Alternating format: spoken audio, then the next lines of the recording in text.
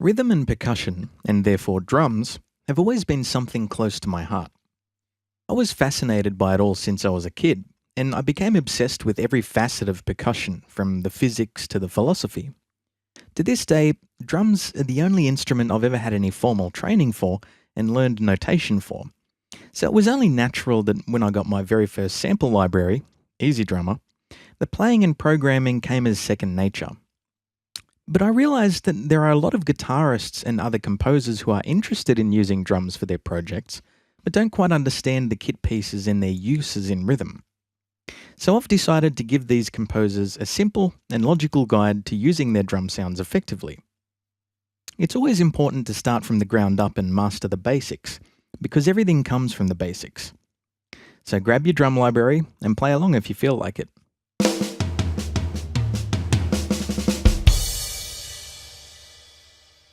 First up is the bass drum, or kick drum. This drum is controlled by the drummer's foot, and it provides the basic pulse of a beat. It's a highly important part of a song's accent and power. So when you hear a rock or pop beat where there's a simple push on the 1 and 3,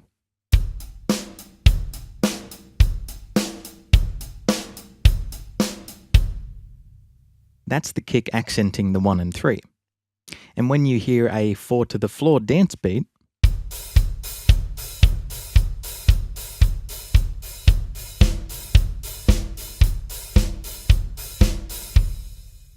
that's also the kick's job. It anchors the beat and provides the thump. The next most important kit piece is the snare. This is the only part of the kit that gives a snap sound due to the thin metal wires at the bottom of the drum. This gives the drum a higher pitched accent to counter the lower boom that the bass drum provides. While the kick handles the basic pulse, the snare can be used to fill in the empty space and move the beat along.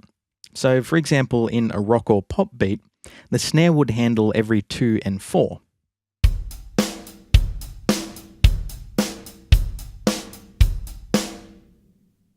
It's kind of a down-up dynamic between the bass drum and snare, where the bass pushes the beat down and the snare lifts it up, and so on.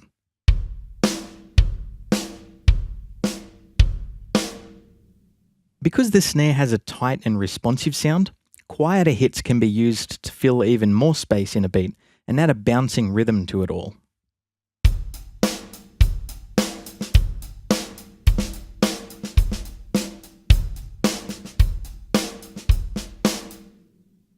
These quieter hits are known as ghost notes because they enhance a beat rather than provide an accent. When starting out, it's just best to focus on the accent hits. Once you master them, you can start adding ghost notes in between, like this.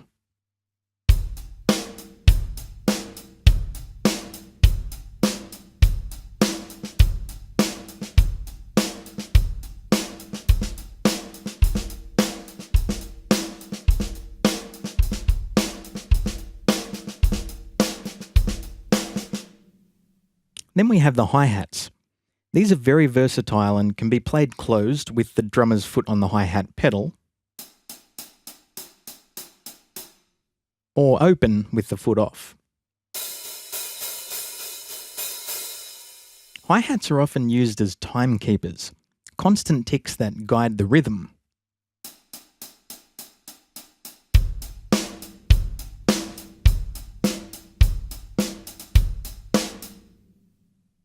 This is due to their very tight, high-frequency sound. You'll often hear rock and pop beats with the hats accenting the kick and snare like this,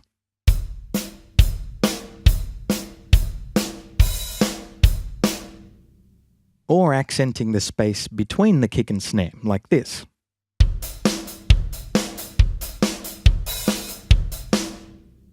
Or even opening and closing to add a stronger accent.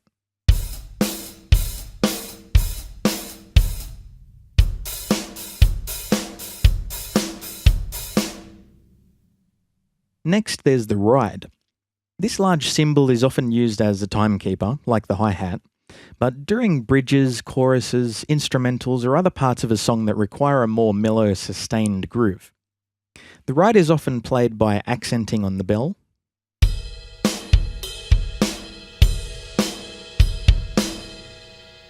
and performing regular patterns on the bow of the bride.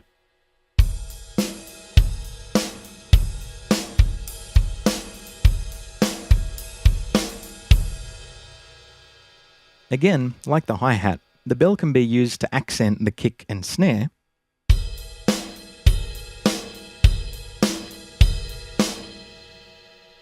or accent the notes between.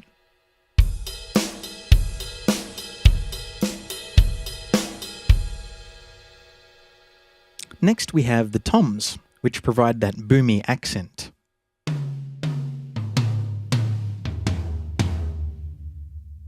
Rock and pop drum sets will commonly have 3 toms. But many drummers also like to use just 2 toms for simplicity, or 4 or more toms for a wide range of sounds. The toms are sized from small to large to provide higher or lower tones.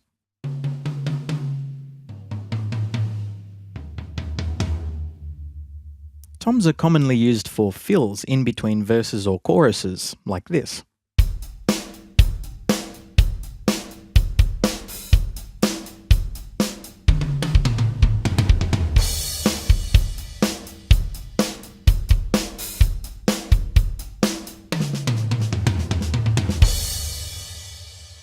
But they are also used to make tribal-style beats.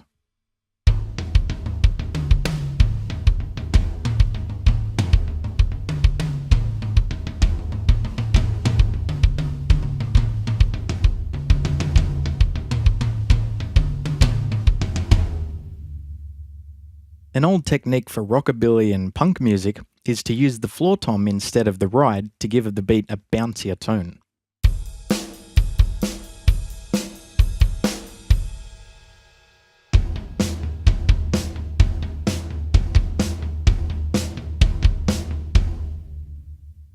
Toms are great for adding colour to your beat and breaking up the repetition between the kick and the snare.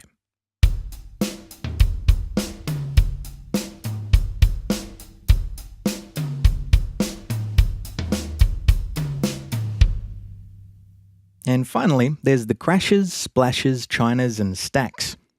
The crashes are commonly used to accent the first beat in a verse or phrase, as it adds power to the groove.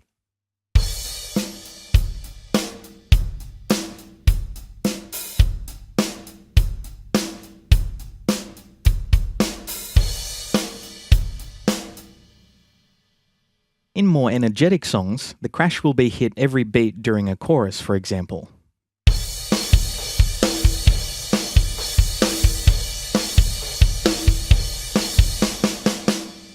A tighter stopping accent can be achieved by striking the crash along with the kick and choking the crash.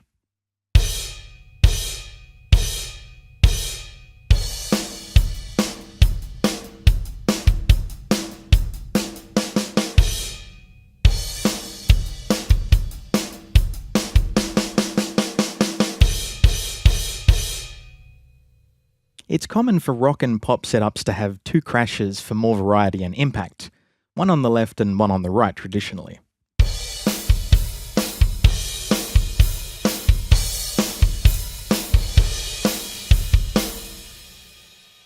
Although with metal and progressive music, drummers will often have from 3 all the way up to 6 or even more crashes to expand their variety of accent tones. Of course, smaller crashes sound higher and thinner,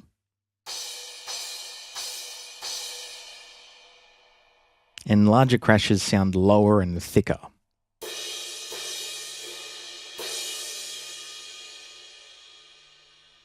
Splashes are basically tiny crashes, and they can be used for less stated accents.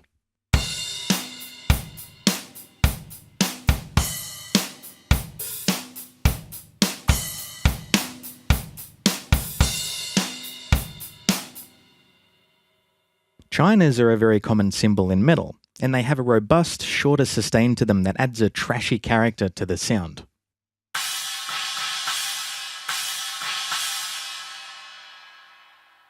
These will often be used as one-off effect impacts during a groove.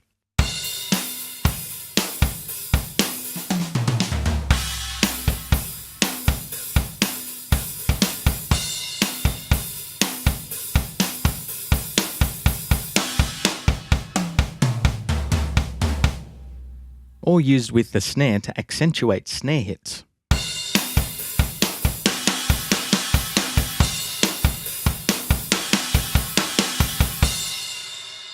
Or used on every beat for a tight and impactful groove.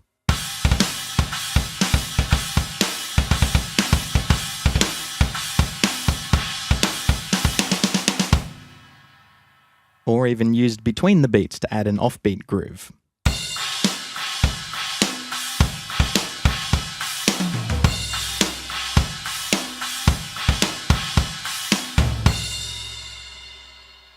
They're very versatile cymbals. Finally, there are stacks. Basically, a stack is when a smaller crash or splash is placed on top of a larger crash, or china. This is often used to get that trashy sound like a china, but much shorter and with a rattling tone to add higher accent to the beats.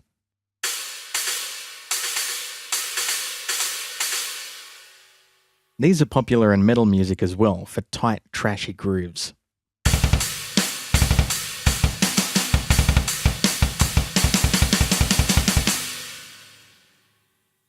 So those are the kit pieces and what they're commonly used for.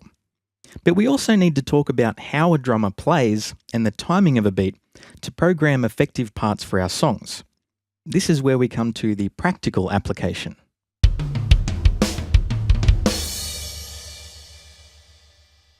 In order to create a realistic and faithful performance to what a drummer actually does, we need to learn what limitations a drummer has. First of all, a drummer can only hit 2 kit pieces at a time with their hands, so when programming a part, keep that limitation in mind. Here's a realistic performance where the 2 hands are abiding by their limitations on the snare, cymbals, and toms, while the right foot keeps the pulse on the kick drum and the left foot keeps the pulse on the hi-hat pedal.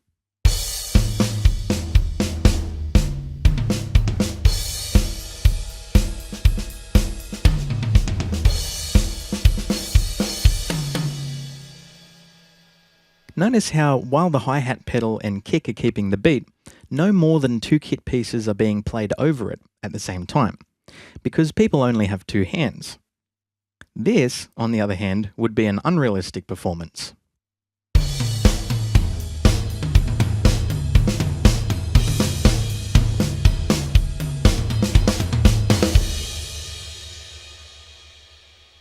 Notice there are way too many kit pieces being played at the same time, as if the drummer has 4 hands. In reality, they only have 2, and a hand can only hit a kit piece so fast.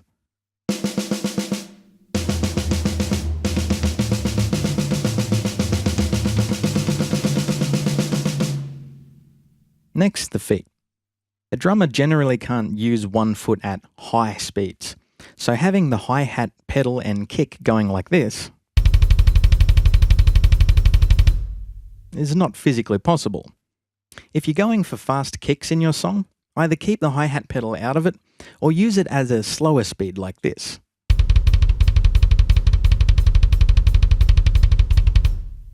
This would mirror the drummer performing 16th notes on a double pedal or 2 kick drums and swiveling their foot over to the hi-hat pedal in the quarter notes.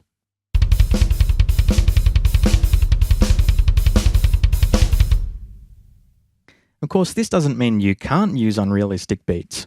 They just won't sound as realistic, and your live drummer most likely won't be able to perform them. Also keep in mind that it's better to avoid hitting 2 kick drums at the same time. Even if the kit has 2 bass drums, hitting them both at the same time doesn't really enhance the impact of the sound.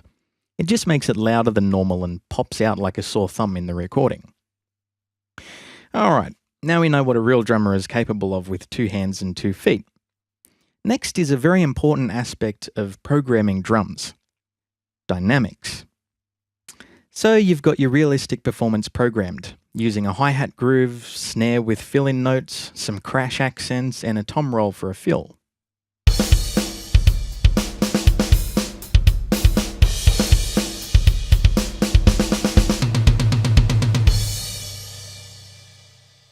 But something sounds off. It's all programmed correctly. The quarter notes and 8th notes are on the dot. The phrase is just how you want it. But we're missing the final ingredient, which is dynamics. Drums aren't capable of melodic phrases like a guitar or piano, So, to have expression, drums need to be played with varying intensity and power. The accented hits need to be strong, the offbeat companion hits need to be soft, and fast rolls need to have that human fluctuation of intensity.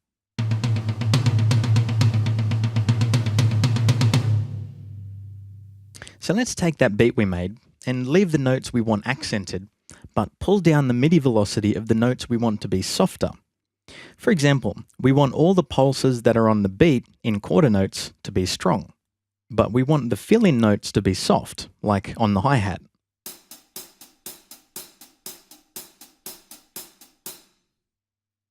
And the fill-in ghost notes on the snare.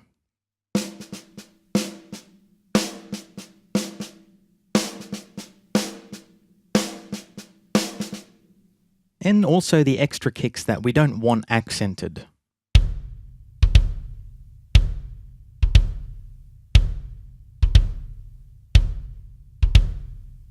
This gives the programmed drums a livelier and more realistic dynamic.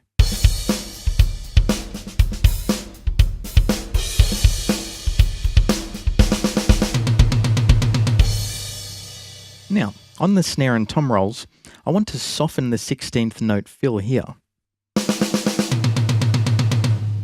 and make it sound like it's increasing and decreasing in energy. So I pull the velocities of the 16th notes down in between the quarter note hits to give it a dipping motion. Now, one of the crashes here would sound better at a slightly softer dynamic, so it leads up to the main crash rather than taking away from the main crash's energy. So we'll soften that crash that comes in before. Now let's hear the beat.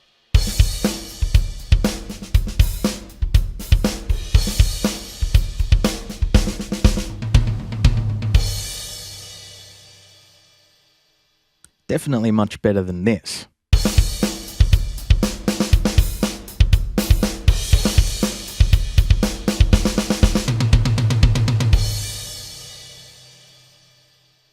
Using these steps and knowledge of how drummers perform live will give your tracks a massive boost. Of course, although it's easier to program drum beats note by note, it can become tedious after a while. So you may want to learn how to actually play your drum samples using an electronic drum kit, MPC pads, or a MIDI keyboard. Using a smaller sized MIDI keyboard is the most simple way to do this, but you'll have to dedicate some serious time to practicing hitting the keys softly and hard.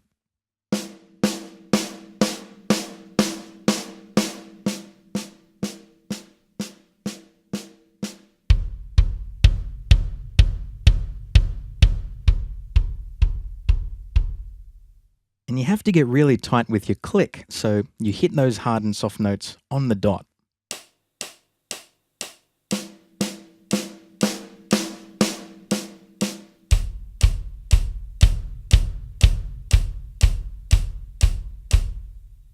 Most DAWs have an input quantize function where you can record your keyboard playing and it will snap the MIDI notes to perfect timing.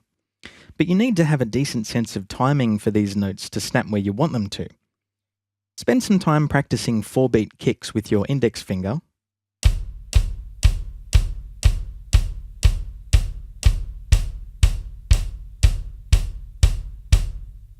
Closed and open hi-hat patterns.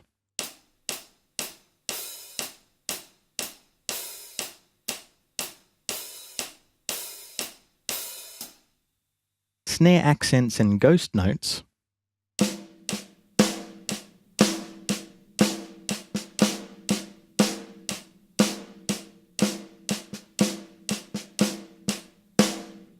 And even snare and tom rolls.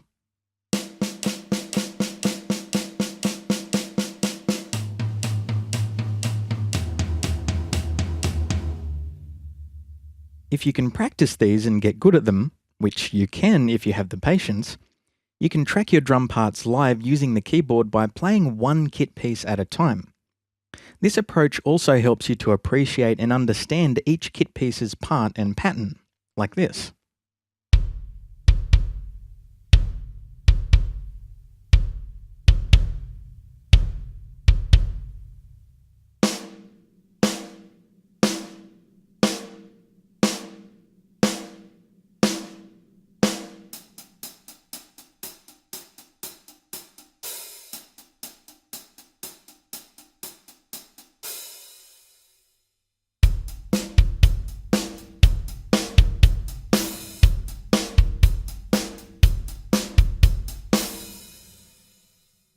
And if you really dedicate your time to it, you can eventually learn to play entire drum parts live on the keyboard, like this.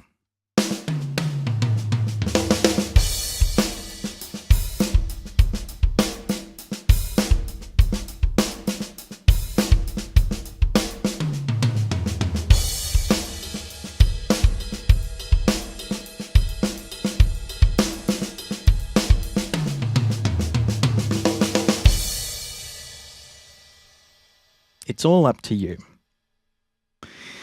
And there you have it. I'll be providing a more in-depth guide to understanding rhythm in the future for those of you who are interested, so keep an eye out for that. For now, I hope this helps. So, I'll see you next time with more music knowledge. Check you later.